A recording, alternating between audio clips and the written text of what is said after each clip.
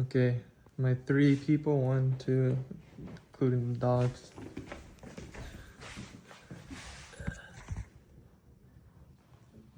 You got a hood up there? Okay. Okay. Think for just a moment. You are holding the power to change someone's life, not just by operating on them, but by unlocking the mysteries of the brain, the complex organ, which is the brain, that we barely know anything about. Every thought and every movement can mean you can make someone walk again or they die. The career I choose to share with you guys today is neurosurgeon. The purpose of this speech is to inform you the grueling path it takes to become a neurosurgeon. The main points I'm going to be talking about is what a neurosurgeon does, why I'm passionate about it, the education needed to be a neurosurgeon, and the skills required to make sure you are successful in this job. And lastly, I'll be talking about the salary and the job outlook of this career. A neurosurgeon is someone who works on the brain, the spinal column, and the nerves.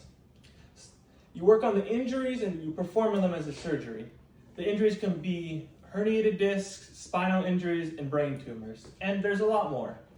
As a surgeon, you'll also be there to talk with patients, to understand what their problems are and be able to perform what's best for them. Not just surgeries, but procedures that help them out and what they need to be able to be better.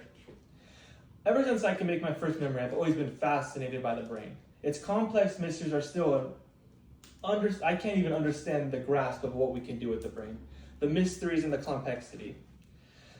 As Craig says, surgery feels more like a performance art. I can't play the piano, but I can perform surgery. Just like surgery is not as pretty as playing the piano, it saves lives.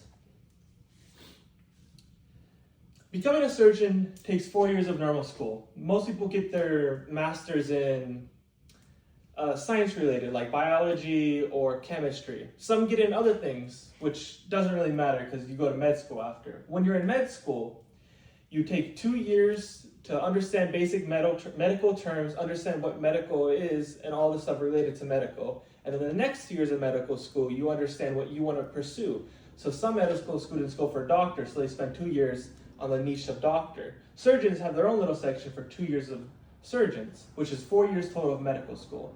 After medical school, you do residency, which can be up to 5 to 7 years. The start of residency is you shadow doctors, shadow surgeons, and get a basic understanding of the medical field which textbooks cannot teach you. Later in the medical field, 5 to 7 years, at the 5th year, you'll be kind of doing the surgeries, being there with the surgeon, understanding, making cuts, those type of things. Nothing major by yourself. And if you want, you can go to more of a niche of surgeon. Like brain surgeon could go into just straight up brain niche. So they only do stuff related to the brain or the spinal cord or the nerves. So that's your little specialty. But if not, you can just do a general overview of brain surgery. So as a surgeon, you'll be... Oh shit, I forgot this part. Surgeons need just more than education. They need skills. Surgeons spend time learning hand-eye coordination. Some surgeons spend a whole year of just hand-eye coordination school where they learn to perfect their hand-eye coordination to the best of their ability. Another skill is perfect for surgeons is to be a perfectionist. Now, not all things will go good being a surgeon. Some things will mess up, but if you're a perfectionist, we'll make sure you do your job as perfect as you can, no matter what happens on the field. And the last skill that is recommended is being able to work under stress. Your first years as a surgeon will be the most stressful years of your life.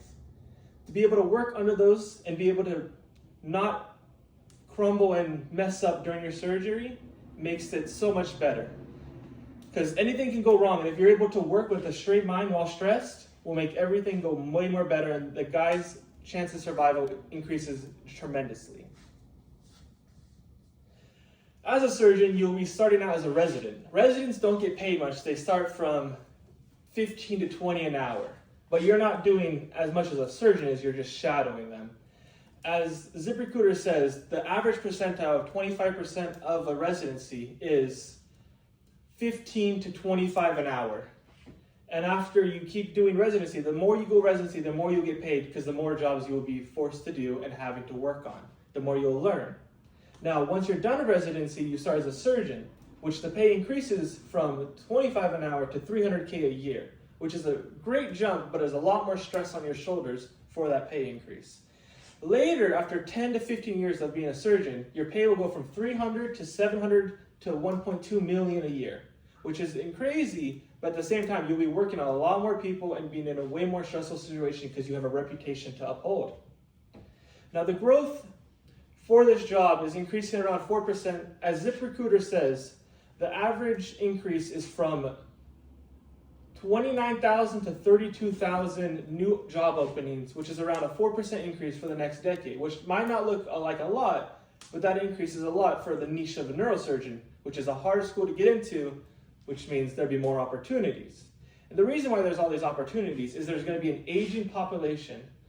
The aging population and an increase of neurological care means there might be more openings than we might think, because we might have a better understanding of the brain, which means there's more operations we can do to understand to perform on people. I give you this guy's speech to show you the understanding of what a surgeon is and how to become one.